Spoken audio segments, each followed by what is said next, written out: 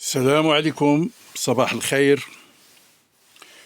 لحد الآن موضوع ما وقع بمدينة البوليدة بالجزائر. مدينة البوليدة الواقعة على بعد 40 كيلومتر غرب مدينة الجزائر العاصمة.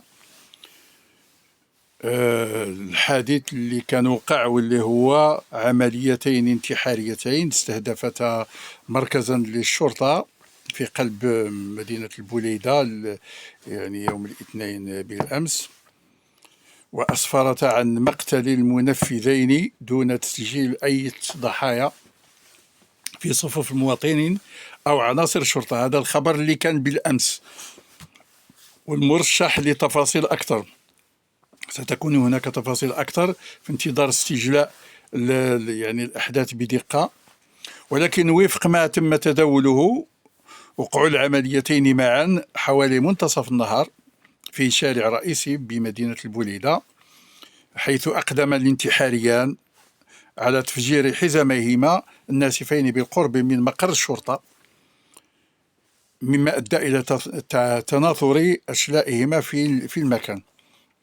ولكن حسب معلومات الأولية أن انتحاري كان بقرب مقر الشرطة، يعني والتفاصيل ظهرت في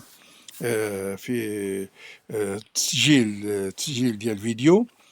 والعملية الثانية قيل على أنها وقعت أمام مركز للصناعات الغذائية، وطبعا هذه أول مرة منذ 10 سنوات اللي تشهد فيها الجزائر عمليات انتحارية من هذا النوع، بعد ما كانت عانت من واحد الموجة ديال العنف خلال تسعينيات القرن الماضي، قبل أن يعني يستتب الأمن بشكل أو بآخر بعض المناطق الكبرى. أما مناطق الجنوب ومناطق الشرق لا تزال تعرف بين الفينة والأخرى عمليات إرهابية من هذا النوع. طبعا دائما يجهل مصدرها، لأن بعض المعارضين ينسبونها إلى فصائل عسكرية في إطار التناحر الثنائي فيما بين الأجهزة العسكرية الجزائرية، أجهزة الأمن العسكري نفسها فيما بينها. لحد الآن ما كاينش واحد البيان رسمي واضح يعني المسؤول في شأن هذه التفجيرات اللي تزامنت مع زيارة بابا الفاتيكان ليو الرابع عشر إلى الجزائر.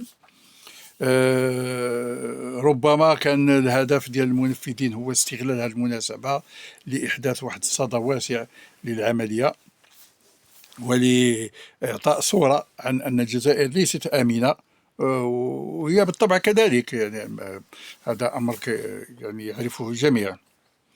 إذن في انتظار إن شاء الله الجديد. سوف